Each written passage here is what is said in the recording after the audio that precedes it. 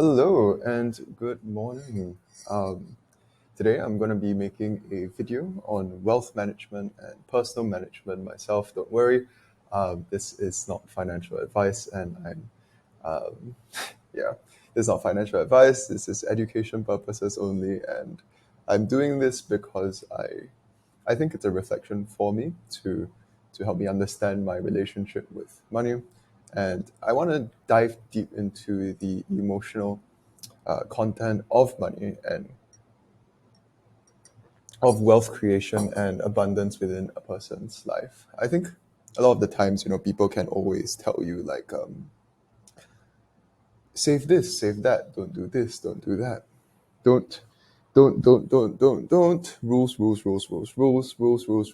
and it never gets in because it's hard for people like myself to listen to rules, anyways. So, what is more important than just a rule? What is more important than just a set of guidelines that I follow, no matter what? Is really understanding where it's coming from, understanding where these rules are coming from, understanding where these beliefs are coming from. And I'm making this video because I had a good conversation with one of my very close and dear friends. And he was talking about the idea of how it's the mindset that makes the person, but not so much of just the mindset, their self belief, their self confidence, but it is in the way that they manage their risk. It is in the way that they manage their money. It is in the way that they make decisions in their business, in their personal life, in everything that they do that allows them to grow wealth and to keep wealth. And I've had a lot of conversations with many friends who have, built their businesses up to 7 figures, sold it off. And really, it keeps coming back down to the same thing. I keep hearing the same thing over and over and over again. To make your money is one game, and to keep it is another whole different ballpark, right? And I've reflected or been thinking to myself about it. And it comes down to, I mean, if you want to think about it in a very, very, very simple way, how you can make clear, sober, rational decisions that serve your long term goals, it's really just one thing, actually. It's just awareness. When it comes to wealth management or personal management and choosing the things that you want to, invest in, to build, to grow, to experience, to explore, it comes down to awareness. I wrote it down here. So it's like, what type of money decisions are you making? Right? Is it based on fear? Is it based on security? Is it based on opportunity? Is it based on pride, even for myself? And for me, it's just understanding the emotions that drive you to do your work. For me, it's a mix of all of these. And that's how I operate as a person. And I've operated for the past 22 years or so. And knowing that the operating system has its positives and its negatives too. So when it comes to these very strong emotions, the perspective that I'm using right now is that I want to use them. I want to use these emotions. I want to master them.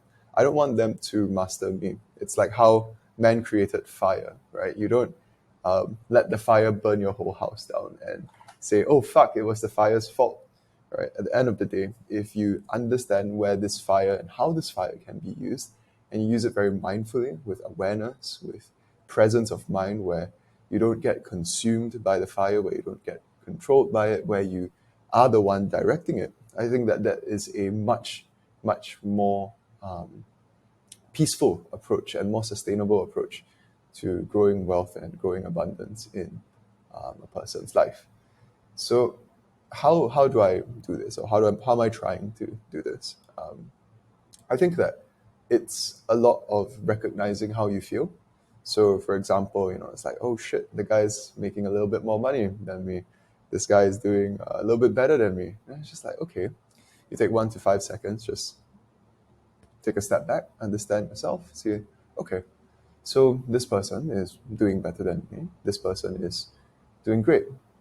What am I feeling now? Okay, I'm feeling envious. I'm feeling that I could be doing more. Okay, great. How could this serve me? This could serve me because I am motivated to do better and I want to aspire to greater heights. And I sit with that emotion. Now I understand how that emotion serves me, and then I can let it go. Very, very simple. It's not the case where you're not so aware, where you start to let envy or jealousy or pride kind of take over you, where you look at the other person and you say, shit, man, this guy is really up there. I feel envious, right? Then I get defensive. I start closing off. Like, what's he doing right that I'm not doing? How do I take his things? How do I do all of these things? Is it me? Am I sucky as a person? What did I do wrong? And then you go down that other spiral from there.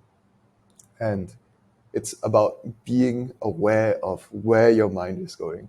And, it will autocorrect itself. As long as you can stay with that emotion, as long as you have a little bit of distance with that emotion, I think it's a lot easier to really be able to find peace within yourself and to move forward towards your goals in a more sober manner as well. I think that this is something that I wish that I knew when I was starting out in my entrepreneurship journey, because a lot of the times online, people will flex, of course. They will show off and they will say, wow, I've got this amazing lifestyle.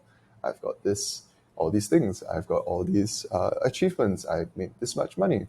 And, you look at it and you're really inspired. But at the same time, there's a lot of pressure on you to become that person and to chase and to always aspire upwards without taking account of how you're feeling and how you're really doing at the present moment. So if someone told me that, how to manage my emotions at a much earlier age when I first started entrepreneurship, while I was also doing the whole aspiring thing, I think it would be much less turbulent in entrepreneurship, because we do cause our own misery sometimes, and we are very miserable yet happy yet good looking on paper kind of individuals, and it's a very, very interesting mix of personality. Anyone that's ever been an entrepreneur will know that. So I think this is something that I wish I knew, making a short little video about it. So yeah, I'll tell you what happened, right? From 17 to 22, myself being on this journey. It's quite interesting because the first time I closed a client, I couldn't sleep. I was crying because I was afraid that I couldn't deliver results. It was that bad. And I used that fear and anxiety to work very hard to make sure that I always could close clients and also deliver and fulfill properly as well. So that is one of them. And the next thing was like the whole feeling like I had to catch up with the rest of the world and I couldn't run my own race, or if I did not catch up, I would be in mortal danger and the end of the world would be here, right? That led to pretty bad second, third order consequences. On the surface, it looks like, oh yeah, if I compare myself, I'm gonna work harder. But then you forget about a lot of things, which is like, oh, what is it sustainable? Will I be working myself to the ground? Am I going to take care of my health? Am I going to take care of my sleep? What about the people in my life? What about, creating a long-term business that actually grows with time? You kind of take all of these things and you throw it out the window when you don't take the time to explore and be present with the emotion of, I need to catch up with someone, right? And and I think that this mindfulness, being able to open up and experience all these wealth related, money related, anxiety related issues is a skill that's nurtured over time. A good friend of mine once recommended me a book called Surrendering something, right? Let me just go and check. Once recommended me a book called, I'm going to check it out right now, called The Untethered Soul. And I think that this goes into more of that. And the book's great, right? It goes into really teaching you how to let go of everything and go all the way to being enlightened. And, that might not be your goal, might be your goal, who knows? And these are the principles that I'm applying to wealth and money management right now. Not easy, difficult, quite hard. Daily practice, going to the gym, but I think it's leading to the path of sustainability and the path of growth and the path of peace as an entrepreneur. It is completely bizarre to hear that from an entrepreneur.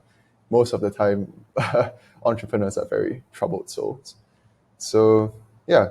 Um, oh, yeah, one more thing is that they do reference the Tao or the Tao Te Ching, and I have been looking into Eastern philosophy as well. And I've had a couple friends who have been in this space and in the space of wealth and money management, and also really creating something for yourself and understanding the philosophies of life.